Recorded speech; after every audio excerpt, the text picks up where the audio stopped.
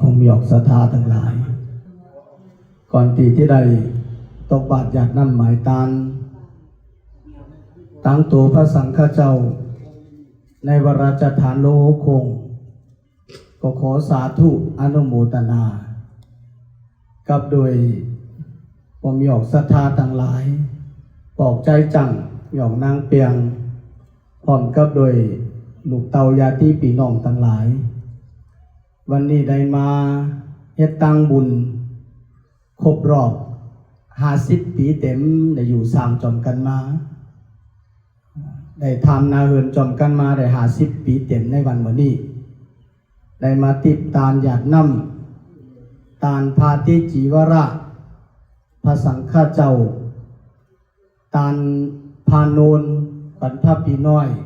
ตานเขานำโภชนาอาหารหรือเสนิมกาไหนก็ปอกใจจังหยอกนางเปียงเขาก็เลยตานตู้เตรียมหลีกไว้เต็มมือเจ้าพระสวัสดิบัดจิงกลุ่มเฮาสร้างบุญไปแล้วเอาตู้ไปใจตีป่าจ้าป่าเหี่ยวก็เมาปอกมือเอาตานที่วัดหัวโคงอันตีเหลือไว้ตีเฮินในก่อซ้ำเอามาตานเถียงตัดมือวัดหัวโคงเขานั่นขาดตุกโบยอมตู้พอดีปอกใจจังหยอกนางเปียงเขาในมาตานยาวในก่อได้ใจเต้พระปีน้อยเขาก็ได้ใจว่าดีว่าทำเตรียมดีเตรียมทำหรือเสนิมกาให้ต่างวัดต่างโขงได้เปิดก็สมัยยืมเมื่อเทียงก็ไข่เหลียวครับบอกว่างานอารยธรรมมือซึนปากปีไหนก่อนเอาพาวัดโหโขงเขากับเหตุการณ์โตก็เอาที่วัดโหโขงเขาเมื่อตึงโตตำตึงตังนังอันเพ่งกันดีเนี่ยอันปอกจังเหมียวเปียงเขาตาเนี่ยเพ่งกันดีมันเหมือนกันแสนเดียวกันเอาไปใจติสมเด็จอารยธรรมตึกหาวปอกมาอันนี้ก็ไล่ใจเต้ๆในโคสาธุอนุโมทนาผมอยากศรัทธาทั้งหลายได้มากึดถึงพระสังฆาวัดหัวโคงปีนี้นั่นเมื่อเดี๋ยวนี้ตู่มี12ผ้านี่อ่านตัวดีๆเตอะมือมาเข้าใจว่ามีปากหนึ่งปากไป2ปากไป2เนี่ยเขามีปากไป2อยู่จอมกันปากไป2นี่ก็ง่ายๆเขาบอกไก่ซิงวันใน1ท้องเนี่ยเขาเขาซิงวันใน1ท้องในจ่ายเล่งกันได้ก็ไว้วันใน1 แสน 2 แสน 3กันพระกูบาเนี่ยก็อยู่ในหันตุปีเขาก็อยู่ในหันไกลหันเนยนั่นเนี่ยเขานะไพ่ตันไวก็มันไรเนยพระปีน้อยเขาก็กินตุกกินหยาไปหนึ่งก็แต่เขาก็อดกันไข่หมอหลีกไข่หมอทำไข่หูหลีกหูทำเลยมาอยู่เอาก็สอนปันตั้งแต่เจ้าก็สอนกลางวันก็สอนไปลาก็คือว่าทำแทนองค์เห็นก็จำที่เปิดมาเนี่ยก็อาศัยพรหมหยอกศรัทธาเนี่ยขอจมจื่นยินดีมังกรเนี่ยก็ได้ติบได้ตานตีในกาดเนาะ1 เดือนขันตั้น10,000ก็มี20,000มีหยอกศรัทธาเขาเก็บมาตานก็มีโปโลเฮ็ดวันเกิดหรือเฮ็ดตั้งศีลตั้งบุญมาตานก็มีพรหมหยอกศรัทธาเขามาตานไหนก็กินตุกกินหยาบไป1ฝืดคอย1กันฝืดคอย1นำเกียงมันปอหลองดีพอมาตานไหนก็เลยฉันดี1กินดี1ไหนก็ขอบคุณเตะๆยังกึดถึงวัดเฮาเป็นวัดเฮนหับผมไรวัดเก่าวันเก่าเมืองสอนน้ำสอนธรรมเปิ่นก็ไข่หมออันเลี้ยงดูกันก็ลำบากอันปกครองกันก็ง่ายๆคนปากไปหยอกศรัทธาต่างหลายบอกเขามากึดถึงในวันเกิดก็ดีกินแขกแต่งงานก็ดีในวันนี้บอกใจจังหยอกนางเปียงเขานี่อะไรอยู่50 ปีเนาะบอกเนาะ50 ปีกินแขกจอมกันมานี่มันง่ายๆเดี๋ยวเขาอยู่สร้างจอมกันมานี่ก็เหมือนปอกก็มีตีหวานเหมือนปอกก็มีตีขมเหมือนกันเนาะตั้งหักนั่นหยอกศรัทธาในพุทธศาสนาเขากล่าวถึงไม่มี2 เมี้ยวคนหักกันนะ1ปุปีสันนิวาสีนะได้อยู่สร้างจอมกันมาห่มน้ำหยาดกันมาเตะปังก่อนว่ะอันนี้มาหันกันจัดดีกว่าหักกันคำเดียวเจอกันคำเดียวได้หยาดน้ำจอมกันมาแล้วก็ทน2มาเนี่ยจ่วยเหลือกันกำเถียงกันในปัจจุบันนี้ว่าอุปมาเหมือนดั่งดอกโบเกิดขึ้นมาไรย้อนเปว่ามีขี้เปื้อขี้หล่อมตั้งไต กำเทียมกันจันเป็นดอกบัวงามขึ้นมาไหลแบบกำหักมี2 นิ้วพอหักกันหันกันเจอกันในกำเดียวนี้เป็นบุญปังก่อนผมน้ำหยาดกันมาอยู่ไรเลยพอไรติดไรตาในก่อนไรหยาดน้ำผมขันกันนั่นน่ะไรหยาดน้ำจอมกันเกิดจัดนาปังได้กว่ายากันแทงพอก่อนไหนแหละมาโกเดียวในหยาดน้ำผมจนมีมาหยาดจนผูมาหยาดแสดงว่าจัดที่มาเนี่ยอย่าไปยากันแทงหรอกใครมาไหนกัน นี่50 ปีในอยู่สั่งกับกันมาเนี่ยตาฮือตั้งหักมันเกี่ยงเหมียวศรัทธาต่างหลายพระเจ้าเจษนาไว้มี4 เมียวคนใดกินเขียดใบยอก็ดีกินเขียดเตอก็ดีเนี่ยปอไข่ฮือพอเฮิรนมันเกี่ยนกูโผกูเมื่อกูโผกูมีมันเกี่ยนนี่มีทำ4 ข้อพระเจ้าเจษนาไว้1เพราะว่าสมะศรัทธาว่ะมีกรรมเจิดถือเหมือนกันไปต่างเดียวกันเอาง่ายๆก็ศาสนาเดียวกันกันศาสนาเดียวกันนับถือเหมือนกันมีกรรมเจิดถือไปต่างเดียวกันว่าจากที่ไปจอมกันได้ดีๆเพราะว่าเขาเป็นพุทธะก้อนหนึ่งเป็นมุสลิมก้อนหนึ่งเป็นคริยานก้อนหนึ่งเป็นพุทธะในก่อมันโปไปต่างเดียวกันกันมันโปไปต่างเดียวกันหมอพิษหมอถีกันน่ะมีออกศรัทธาต่างหลายปานพระเจ้านี่2 ก้อผูมีมันซ้ำเป็นพุทธะผูมันซ้ำเป็นจีเปยพระราศีจีเปยนั่นน่ะเมมันนับถือพุทธานะเนี่ยสังยินก็พุทโธทีเดียวเนี่ยเขาตกใจยินก็พุทโธประหลาดตาวก็พุทโธที่เขาที่ออกก็พุทโธได้ยินเสียงนกเสียงกาก็พุทโธทีเดียวผูมันจำเป็นนับถือจีเปยลงฟังอะไรหมอพิษหมอจ้าหมอเถียงกันวันหนึ่งผูมันที่เฮ็ดตั้งบุญกับปังจีเปยมาหับตามตีเหินหับตามเผินเขาเหมือนนี่เนี่ยเขาที่ป้างเอาตู้ผ้าของตู้นี่มาหับตานเขาตีเหินน่ะตู้ขอซุ้มเยี่ยวจังไรไหนวะผูนว่ะไรขอซ้ำไหนวะวันนี้นี่พุทโธนี่ซุ้มหวามไรไหนวะพุทโธหวามไรพอตู้ผ้าตัวนี้พอได้ยินว่าพุทโธนี่เขาเขียนหูน่ะเขาไขยินมันเสียบหูเขาหนาเขาฟังไรมึงอย่าพี่วาเนอร์เนี่ยเก่าเป็นมีแบบไล่การนี้ก็มาเห็นเขาเห็นพักมีก็จอยเห็นเขาเห็นพักมาเล่งจีเปยเขานั่นนะการทำเสประหลาดเต่าก็พุทโธออกมาเนี่ยเขาตกใจก็พุทโธ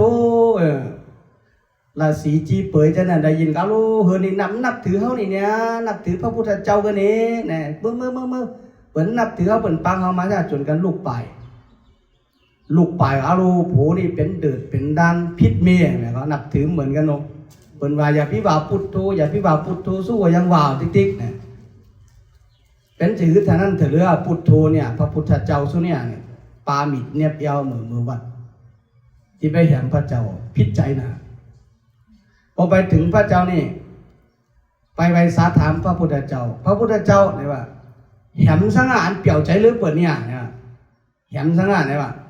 พระเจ้าหูตันโนมีดิเนียบเย้ามาเนี่ยเมียเขาปล่อยแหมเลยเปี่ยวใจหรือเปิดนี่แหมตั้งกิจอันอยู่ในใจนั่นเลยว่าเอาละมันก็คุกใจไหลศรัทธาคุกใจไหลสติขึ้นมาทางที่เอามีดไปเตียงพระเจ้าเพราะว่าพระเจ้าแหมมันควันเขาจังนี่แต่มันสัมพระพุทธเจ้าอย่างว่าพระพุทธเจ้าสมุตันเนี่ยเมียเขาแหมมันกำกำเกตอยู่ในใจเขานั่นเนี่ยเปี่ยวที่สุดเลยว่ามีกรรมสุขที่สุดในมันก็สุดท้ายมาจึงไหวมาว่าพุทโธเหมือนเมียมันนะเพราะฉะนั้นนี่เป็นเรื่องหนึ่งปานพระเจ้าสมาศรัทธาว่ะเพราะว่ามีกรรมเจิดถือเหมือนกันมีกรรมเจิดถือไปต่างเดียวกันก็เฮิรนจากมันเกี่ยนขึ้นมาว่ะ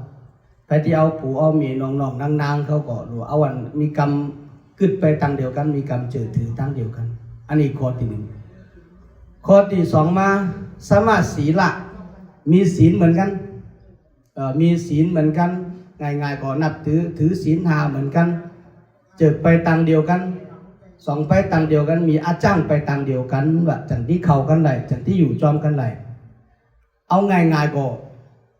อันหูหันอยู่ในหัวในเฮือนก็กินเพชรเหมือนกันกินแจ่มเหมือนกันกันไอ้ว่ามีออกศรัทธาเขา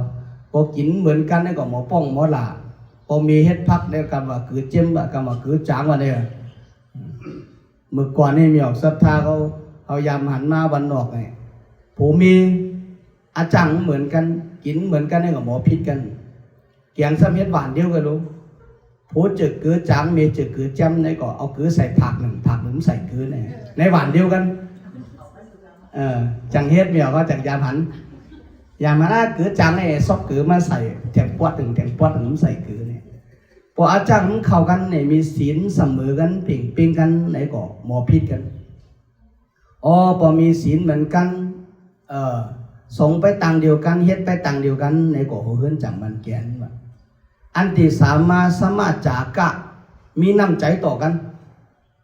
มีน้ำใจต่อกันผู้ก็มีน้ำใจต่อเมก็มีน้ำใจต่อผู้นี่จ่อยเหลือกันยามเจ็บไข้ใครหนาวกำเถียมกันยามเหมือตุกหยาบยามเหมือตุกกินจะไหนมีน้ำใจต่อกันไพ่มันหลงลำกันไพ่มันล้นเหลือกันเนี่ยมีน้ำใจต่อกันก็มีกรรมมันเกี่ยงหรือเสนิมกาในก็สมาจากะนั้นมีน้ำใจโตเปิดในก่อนที่ไรปรึกษากันนะเมียเขาเหมือนก่อโผสงตาลในเมมสงตาลในก็มีรู้เมสงตาลผมสงตาลในก็มีรู้การตีบการตาลในการกูโผกูมีนี่ที่ไรปรึกษากันนะกำผูไปวัดเปิดเฮ็ดวิหารใหม่กับฮับเสามาต้นหนึ่งมันตันเก่ามีในปอกมาหมอพิษกันนะเมียเขาตู้กล่าวว่าตู้สิเลใหญ่รู้เขาฮับเสามาต้นหนึ่งเนี่ยมาเขาสัมเตี้ยวเงินในมาตาละเนี่ยสู้ซ้ำเอาพัดตู้ป่องกันละเนี่ยผมเลยปรึกษากันไว้ต่างๆหมอพิษกันเลย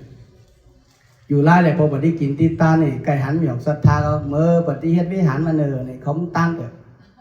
เขาปอกไปปรึกษากันดีๆกันตึงผัวตึงเมอูจากันสองเท่าดีๆเขาตานั้นนี่ดีเนาะเขาตานั้นนี่ดีเนาะเนี่ยปรึกษากันเพราะว่าสมาจากะนี่เหมือนกันไหนก็ผู้สงตานเมมสงตานในก็เอาประมาณผู้ขีดถี่เมมขีดถี่เมขีดถี่ผมขีดถี่ในก็อยู่จำกันอย่างนะไม่ออกศรัทธาเขา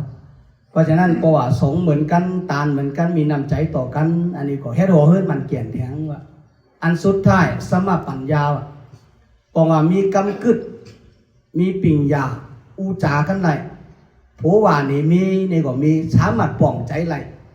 มีว่านี้ผู้ในก็ผู้ก็ป้องใจไร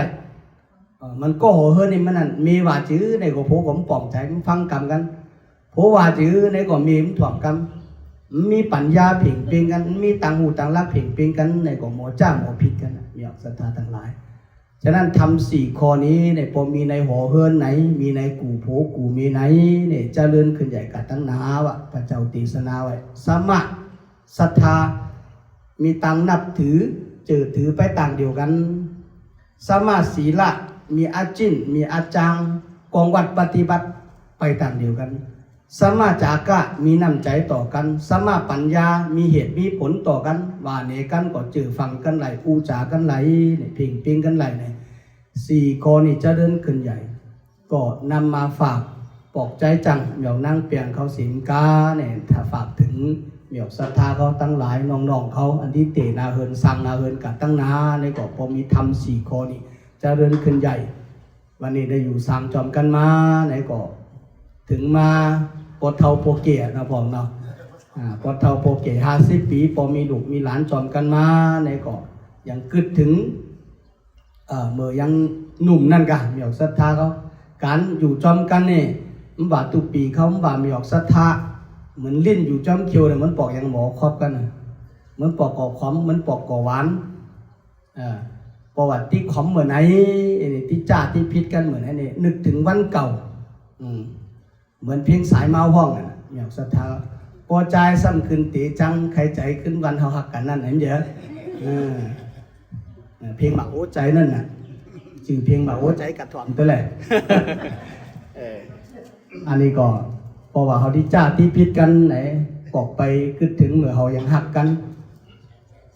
เมื่อเฮายังหนุ่มเอาก็ก่อยเยื่นก่อยกันต่อกันเนี่ยจะเลื่อนขึ้นใหญ่กับทั้งนาได้มาติดมาตานกับโดยพระสังฆเจ้าในก็ขอสาธุอนุโมทนาขอพอมีออกศรัทธาต่างหลายหักเปลี่ยนกันมีต่างหักมันเกี่ยนมีกำจืดถือไปต่างเดียวกันมีกองวัดปฏิบัติเหมือนกันมีน้ำใจต่อกันมีเพียรสติปัญญาอุจากันโดยเหตุโดยผลไหลในขอสาธุอนุโมทนาขอพอมีออกศรัทธาต่างหลายได้อยู่เร่าเสาดีอยู่ดีมีสุข มีตีคาอายุมันแก่นยืนยาวเพื่อได้สมดังกรรมกรรมปรารถนาทุกภูทุกขอนสีกรรมโดย